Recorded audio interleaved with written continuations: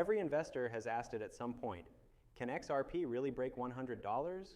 The idea sounds impossible to some, ridiculous to others, and inevitable to a few who've been watching the system being built behind the scenes.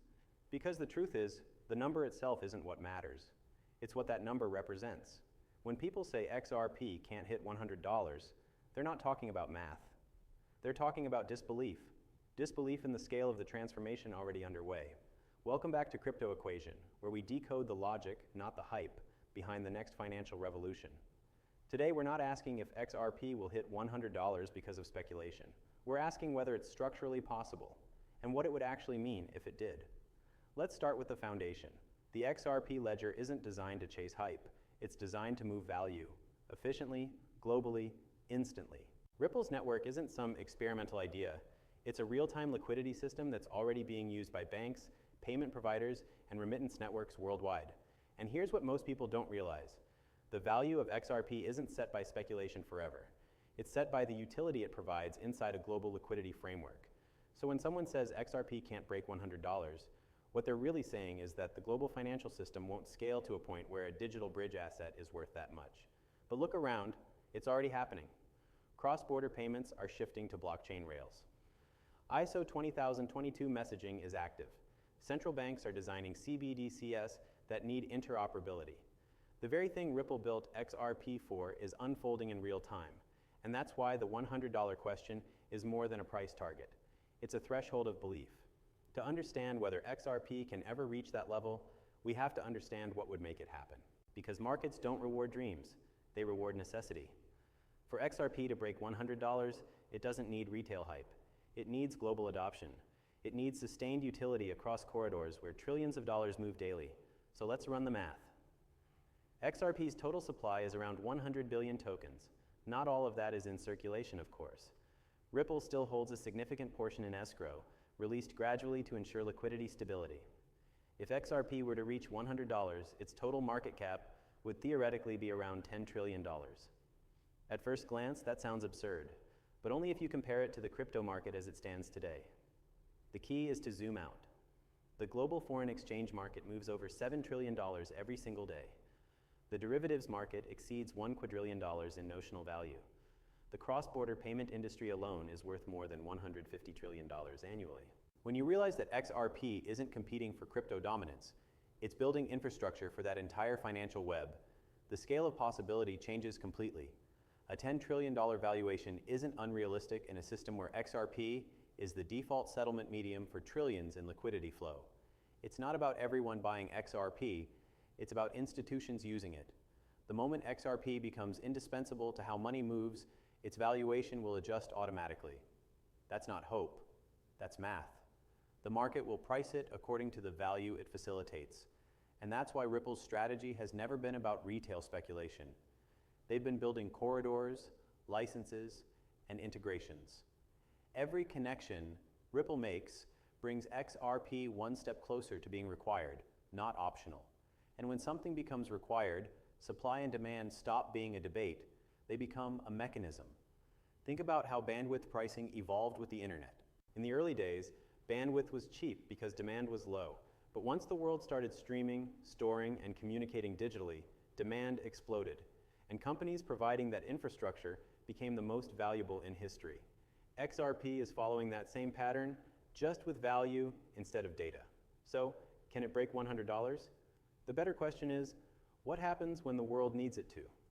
Because if the global liquidity engine requires XRP to function efficiently, the system will force the repricing.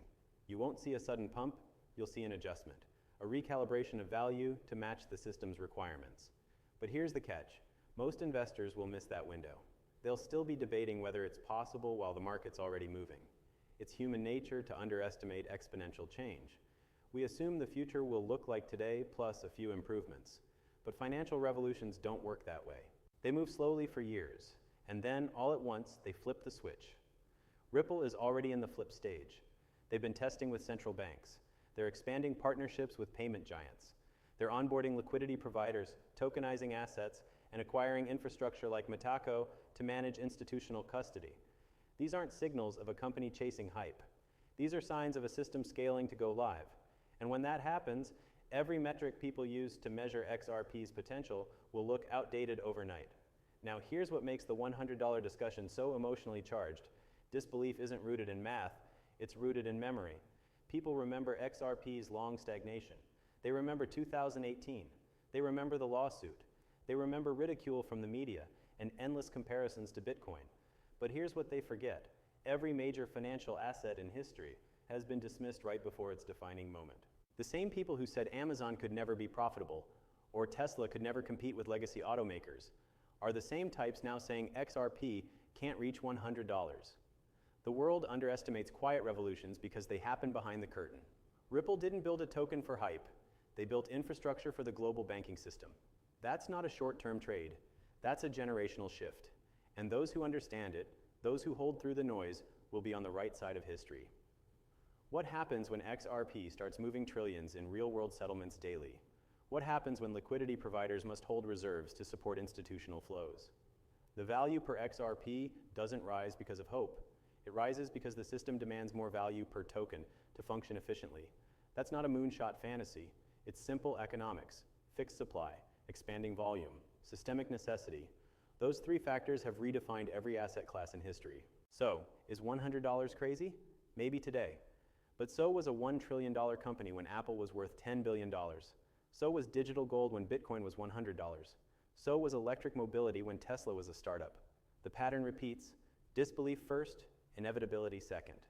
And we are now between those two phases. The disbelief phase is ending. The system's foundation is already laid. The institutions are watching, waiting, and preparing for liquidity activation. And when that moment comes, XRP's price won't ask for permission. It'll respond to math. The question is, will you be positioned before that happens? Because the moment the market realizes XRP isn't a speculative token, but a critical bridge in the plumbing of the financial system, everything changes overnight. The deeper you look, the clearer it becomes that this question, can XRP break $100, isn't really about price at all. It's about perception. The people who say it can't happen are using an old lens to look at a new system. They still think in terms of market caps and charts instead of networks and liquidity flows.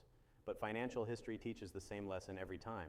When technology rewires the infrastructure of value, the math that used to define markets stops applying. Ripple's design isn't about competing with Bitcoin or Ethereum.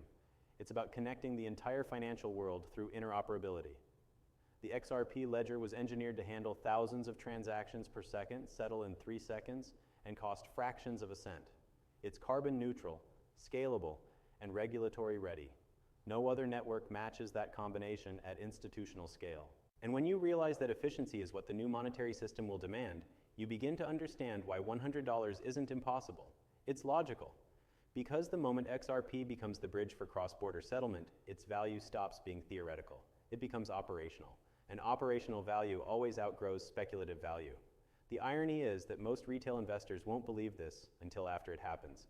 They'll still be anchored to old price memory, saying, XRP can't move like that. But the ledger doesn't care about opinion. It only cares about throughput. And throughput requires liquidity depth. Imagine Ripple onboarding just a fraction of the world's banks, remittance companies, and CBDCs. To move billions daily, each token must represent a greater amount of value so the system can function efficiently with fewer tokens in circulation. That's not speculation, it's basic liquidity math. The higher the transactional volume, the greater the price per token must be to maintain stability. $100 isn't a dream, it's a mathematical consequence of scale. But the market won't get there through hype, it'll get there through necessity. When banks settle through RippleNet, they don't care about price predictions. They care about execution speed, reliability, and compliance. Ripple has already proven all three. The next phase is simply growth. Each new corridor adds pressure to the existing supply, each new partnership adds credibility, and each regulatory win removes another layer of doubt. Slowly at first, and then suddenly, conviction becomes consensus. And that's when repricing happens. Think back to every major shift in finance: the creation of the SWIFT network, the rise of credit cards, the dawn of the internet. Every one of them began small, faced resistance, then became too efficient to ignore. The same story is unfolding now, just faster. Ripple is doing what legacy systems can't, settling value instantly across borders. Once the world experiences that efficiency, it won't go back. And when the system depends on XRP to move, price is no longer controlled by speculation.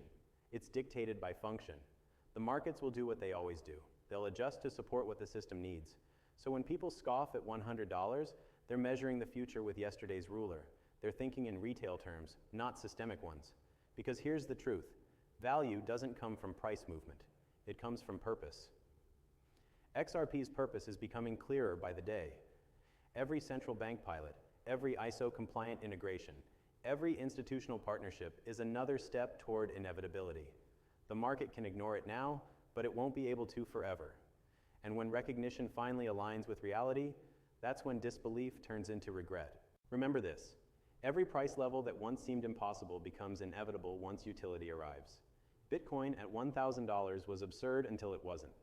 Ethereum at $5,000 was unthinkable until DeFi demanded it. XRP at $100 may sound unrealistic today, but one day it will simply make sense. Because the question isn't, can it happen? It's what will force it to happen. And the answer lies in global liquidity. Ripple's technology is solving a multi-trillion-dollar problem.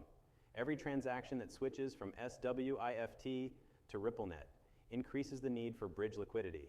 And when that demand scales, the asset enabling it must scale too. XRP's fixed supply ensures that scaling will happen through price, not issuance. That's the mechanism that drives appreciation. Scarcity meeting utility.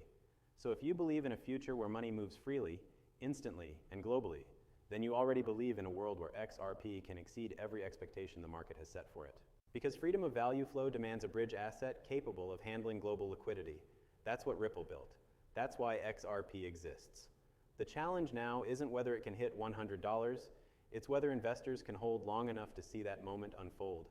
Conviction will be tested, markets will shake, narratives will flip, and headlines will distract. But underneath all of it, the structure remains the same. The rails are built, the liquidity corridors are forming. The technology is proven. The only thing left is activation. And once activation begins, price won't ask permission. It'll adjust overnight. So when someone says XRP can't break $100, just remember, they said the same about every disruptive technology before it.